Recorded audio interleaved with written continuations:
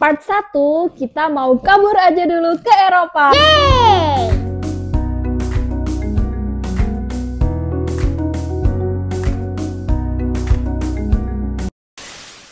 Gimana yuk caranya? Sebelumnya aku udah pernah apply Schengen, yaitu ke kedutaan Italia.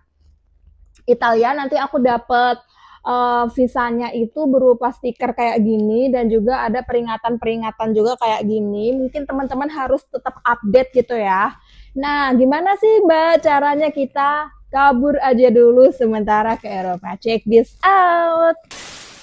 Come on! Yang pertama adalah siapkan dulu teman-teman persyaratan-persyaratan, karena kan Eropa tuh sangat luas sekali ya. Bahkan satu negara dengan negara yang lain itu kadang persyaratan itu beda. Tapi jangan khawatir, di Indonesia itu ada office gitu untuk semua bisa, rata-rata negara di Eropa itu bisa apply lewat VFS. Visa Schengen itu sendiri bisa digunakan untuk kalau nggak salah 24 negara, nanti aku update.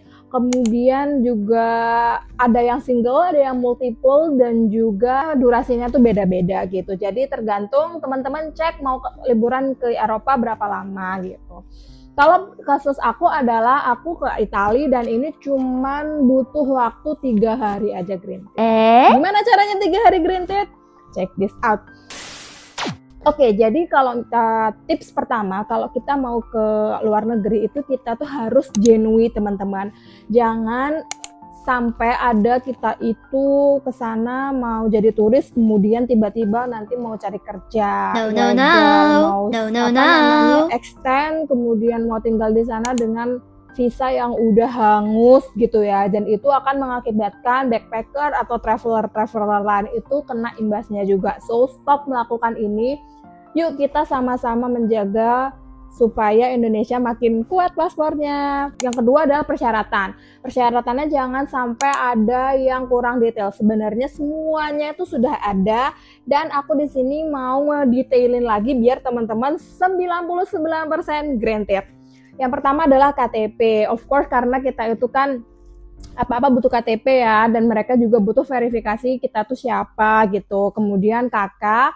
Semuanya kalau bisa teman-teman harus di sworn dulu atau di bahasa Inggriskan dulu, dan juga tersumpah. Jangan lupa untuk sworn translation-nya hubungin aku di sini, aku bisa bantu juga teman-teman. Paspor, kalau paspor itu biasanya itu diminta yang bagian depan begini, kemudian ini di-scan ya teman-teman. Kalau misalnya paspornya masih kosong nggak apa-apa, yang penting ini yang juga belakang, yang bagian ini alamat aku yang lama di Australia, jadi depend di mana teman-teman itu tinggal nanti di scan. Nah kalau misalnya paspornya itu depan belakang udah di scan dan di dalamnya itu juga udah banyak stempel-stempelnya kayak punya aku begini, itu juga bisa di separate aja, di PDF-in tapi di tempat yang terpisah gitu. Jadi jangan disamain. Nah, kalau aku, tips aku, depan sama belakang tuh selalu dalam satu file. Lainnya aku bisa merge atau bisa gabungkan nanti setelah kalau diminta gitu. Dalam hal ini akte lahir itu juga dibutuhin. Kalau misalnya teman-teman nggak punya akte lahir, itu bisa pakai akte nikah atau misalnya pakai ijazah. Kenapa harus pakai ini? Karena mereka mau verifikasi nama kita. Soalnya kan kalau di Indonesia atau negara lain tuh nama kita kadang beda satu huruf, beda ada petiknya, kemudian ada yang double, misalnya Muhammad jadi M-nya 1 atau M-nya 2 kayak gitu-gitu. Jadi mau verifikasi aja kalau namanya itu benar-benar sesuai sama dengan yang di paspor. Jadi bawa yang teman-teman sangat nyaman. Kalau misalnya nggak ada ijazah nih Mbak Ting, gimana? Ya udah pakai akta nikah hilang, ya udah pakai akta lahir.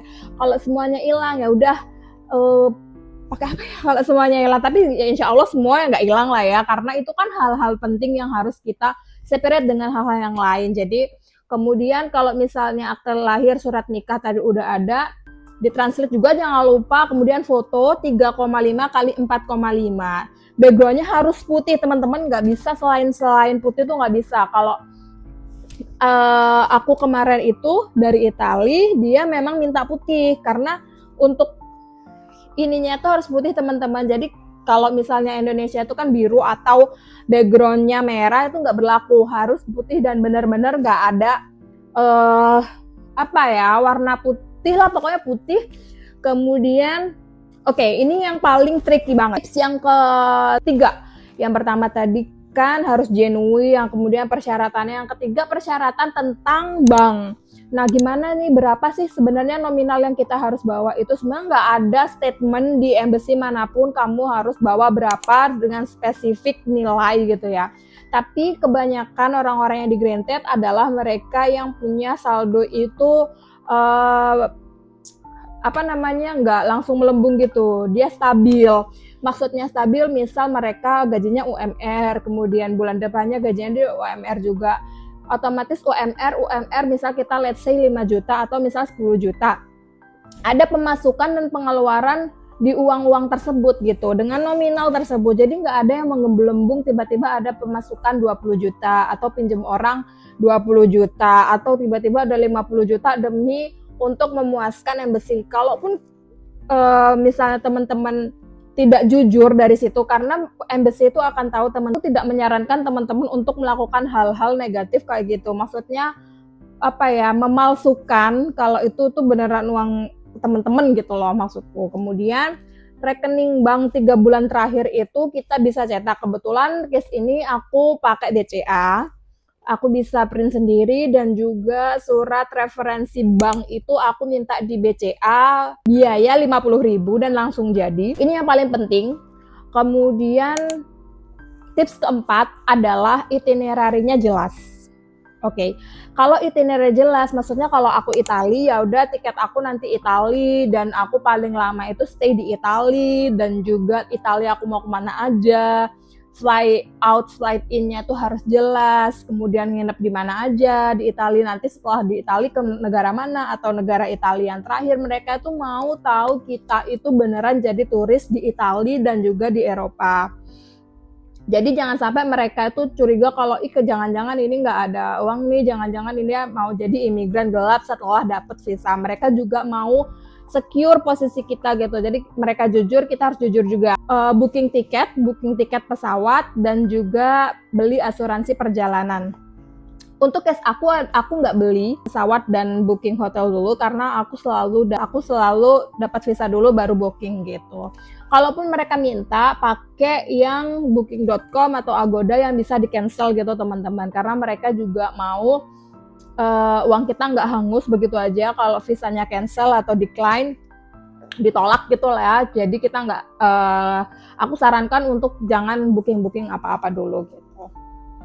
Case-nya memang beda-beda. Kalau liburannya udah fix, gas aja gitu. Mumpung ada promo gitu, gas aja. Asuransi nggak pernah beli sih ya, tapi yang kemarin aku flight jalan-jalan ke Europe yang kedua itu aku beli gitu, karena itu berdasarkan business trip, jadi aku beli. Kalau misalnya itu nggak wajib, aku nggak akan beli. Selanjutnya adalah isi formulir, bisa download di embassy-nya masing-masing atau di FFS. Kemudian formulirnya itu aku akan isi di sini, di konsular temu. Teman-teman, untuk janji temu ini usahakan banget itu tips yang kedua, yang masalah persyaratan tadi udah bener banget gitu. Jangan sampai pas hari H appointment itu kita tuh masih ada persyaratan yang kurang. Itu aku nggak sarankan banget, karena itu akan meribetkan teman-teman sendiri. Jadi untuk janji ketemuan bisa di visa VFS Global, dan itu biasanya itu hari itu tuh nggak ada, mungkin seminggu setelah itu kayak gitu-gitu. Jadi usahain banget, dan nanti teman-teman dimintain pembayaran waktu isi online tuh ya. Ini aku bicara bukan pakai agen, jadi pengalaman aku sendiri, nggak pakai agent, bayar pakai aku sendiri. Kemudian janji ketemu, interviewnya cuman sekedar, kemudian udah deh, tada, visa aku approve. Yeay! Gitu. Good luck.